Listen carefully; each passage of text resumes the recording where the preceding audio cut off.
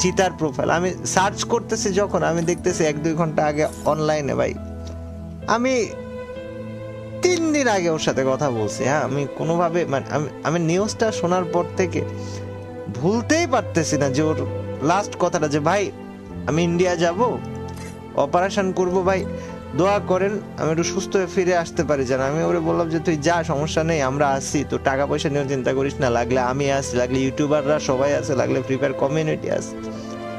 আসলে টাকা পয়সাটা মেন না, আল্লাহ তাআলা যাকে যখন যেভাবে নিয়ে যাওয়ার তখন সেভাবে নিয়ে যাবে, এটাই স্বাভাবিক। এই চিতা নামটা তোমরা আজীবন মনে রেখো। এবং বাংলাদেশের ফ্রি ফায়ারের প্রতি আমার নিজের পার্সোনাল ভাবে রিকোয়েস্ট থাকবে যে চিতা নামটা এটা যেন ফ্রি ফায়ার স্পোর্টস এর সাথে আজীবন কানেক্টেড থাকে। ফ্রি ফায়ার নিজে যেন এই চিতা এই নামটাকে আলাদাভাবে রিকগনাইজেশন দেয়। আর যদি ফ্রি ফায়ার না দিতে পারে, এটা ফ্রি ফায়ারের জন্য ব্যর্থতা, এটা স্পোর্টস এর জন্য ব্যর্থতা, এটা আমাদের জন্য ব্যর্থতা হবে। ওর জন্য তোমরা দোয়া করো। মাত্র 20 বছর বয়সে ভাইটা আমাদের চলে গেছে। ওর আম্মার উপর দেখি যাচ্ছে, এটা হয়তো ওর আম্মাই জানে, আর কেউ বলতে পারবে না। মানে বুঝতে পারতেছো ভাই যে তার ছেলে নাই। আর গাইজ আমি তোমাদেরকে একটু বলে দেই, চিতার মানে ওকে দাফন করা হবে হচ্ছে ওর ফেনীতে, ওর গ্রাম যেখানে এলনা পাথর, ছাগলনাইয়া, ফেনী, এখানে। তো কেউ যাইতে চাইলে যাইতে পারো।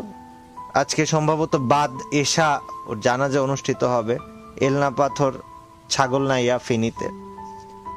আর দোয়া করো তোমরা, এবং এই একটা শব্দ মনে রাখো যে চিতা বাংলাদেশে একটাই ছিল, একটাই হয়েছে, একটাই চিতা আজীবন থাকবে, আর কোনো সেকেন্ড চিতা হবে না। ওর জন্য দোয়া করো, আল্লাহ তাআলা যেন ওকে মাফ করে দেয়, জীবনে যদি কোনো ভুল ত্রুটি থেকে থাকে, কোনো কবরের আযাবটাও মাফ করে দেয়, এবং ওকে যেন জান্নাতুল ফিরদাউস নসিব করে।